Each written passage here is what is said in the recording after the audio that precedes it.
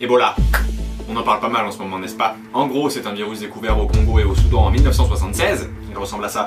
Son nom vient d'une rivière au Congo qui s'appelle Ebola, tout simplement. Le truc, c'est que ce virus, il est pas mal méchant, tu vois, avec 55% de taux de mortalité. Je sais pas si tu visualises, mais pour tous les gros cas d'Ebola bien sévères, c'est 90% des gens qui y restent. 5000 personnes déjà touchées en Afrique de l'Ouest, plus de la moitié sont mortes. Parlons maintenant des symptômes qui, eux aussi, sont ma foi bien mignons. Il y a plusieurs phases de symptômes puisque la maladie elle-même possède plusieurs phases avec une contamination de 21 jours. Les décès proviennent en moyenne du 6 au 16e jour et les symptômes démarrent en moyenne au 8e jour.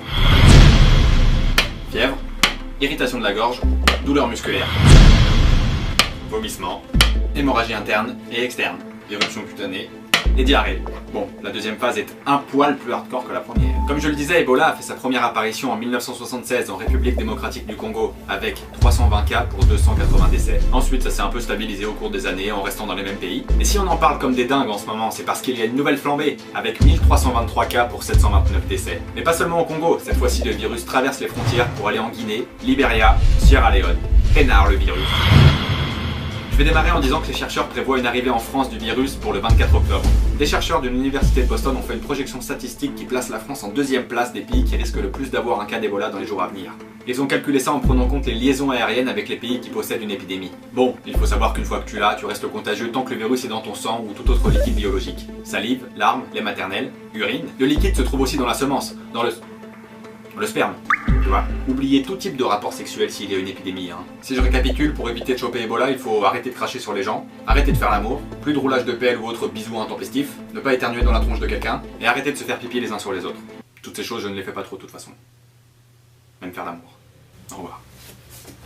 Il faut savoir que le réservoir naturel d'Ebola, là où il prolifère à la base, sont certains animaux, comme la chauve-souris frugivore, les chimpanzés, les gorilles ou encore les antilopes. Donc tu vois, dans certains pays, la chauve-souris est un repas bien apprécié. Donc si tu bouffes une chauve-souris contaminée, tu risques pas mal de choper Ebola. C'est aussi possible que la chauve-souris l'ait passé à un gorille, qui lui l'a passé à un humain. En termes de transmission, c'est là qu'il faut un peu arrêter de flipper. Ok? Parce qu'on a beaucoup de chances que ce virus ne se balade pas comme la grippe. N'oublions pas qu'Ebola ne se déplace ni par les airs, ni par l'eau, ni par la nourriture.